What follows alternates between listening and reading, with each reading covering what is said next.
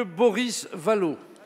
Merci Monsieur le Président. Monsieur le Premier ministre, la publication la semaine dernière d'un livre dénonçant les comportements indécents du leader mondial des EHPAD, le groupe Orpea, nous a glacé l'effroi et suscite à juste raison, nous en avons ici l'écho, indignation et colère. Parce que ce qui éclate est en effet indigne, des soins d'hygiène non réalisés, des prises en charge médicales défaillantes, des repas rationnés. Ce qui éclate est révoltant, le mépris des résidents, le mépris des familles, le mépris des soignantes et des soignants qui exercent le plus souvent avec conscience une tâche souvent rude.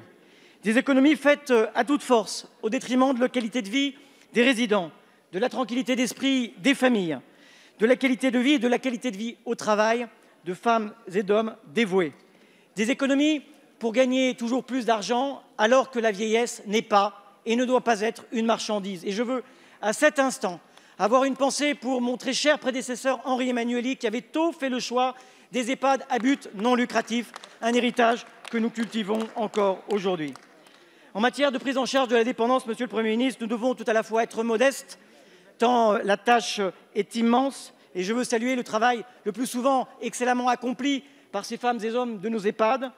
Mais c'est un sujet grave, car il en va de la dignité humaine, de celle de nos grands-parents, de nos parents, de nous-mêmes, bientôt.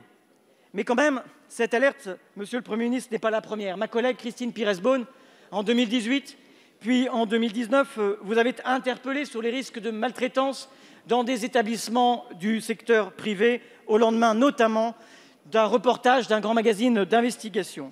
Les faits rapportés étaient déjà graves, déjà affligeants et appelaient une prompte réaction. Et par deux fois, vous nous avez répondu par la promesse non tenue d'une grande loi sur l'autonomie. Monsieur le Premier ministre, quelles leçons aviez-vous alors tirées de ces alertes?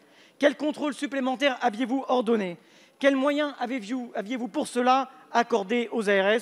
Monsieur le Premier ministre, les contrôles que vous diligentez aujourd'hui n'auraient-ils pas dû être accomplis déjà hier? Merci, monsieur le député. La parole est à madame Brigitte Bourguignon, ministre déléguée chargée de l'autonomie. Merci, monsieur le député Boris Vallaud, à la fois pour l'hommage que vous venez de rendre pour un président de département qui, effectivement, a fait un travail remarquable sur la question de l'autonomie et de la dépendance dans votre département. Je m'y suis rendue dernièrement, justement, pour annoncer un investissement sur un des établissements. Je voulais quand même vous rappeler des signalements. Vous savez, il y en a eu en 2014. Ils n'ont pas été suivis des faits. Une grande loi, il y en a eu une aussi en 2015. Elle n'était pas assortie de contrôle. Je vous le rappelle, les autorisations d'installation du privé lucratif, quand ont-elles été vraiment en hausse? En 1997. Dois-je vous rappeler cette cruelle vérité? C'est ainsi, aujourd'hui, nous allons travailler pour renforcer les contrôles. Vous pouvez toujours jeter l'anathème sur celui qui est en place au moment donné. Moi, je ne rentre pas dans ce jeu-là. La question est trop grave.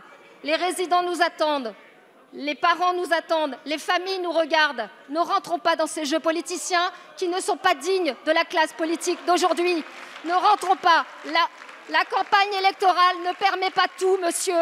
N'oubliez jamais d'où vous venez. Moi, je ne l'oublie pas. Et je vous le dis, je réponds à votre question donc. Nous allons travailler sur les autorisations, sur les sanctions, et nous allons travailler sur ce travail dans 3 semaines. Vous serez parfaitement informés de ce que nous avons décidé.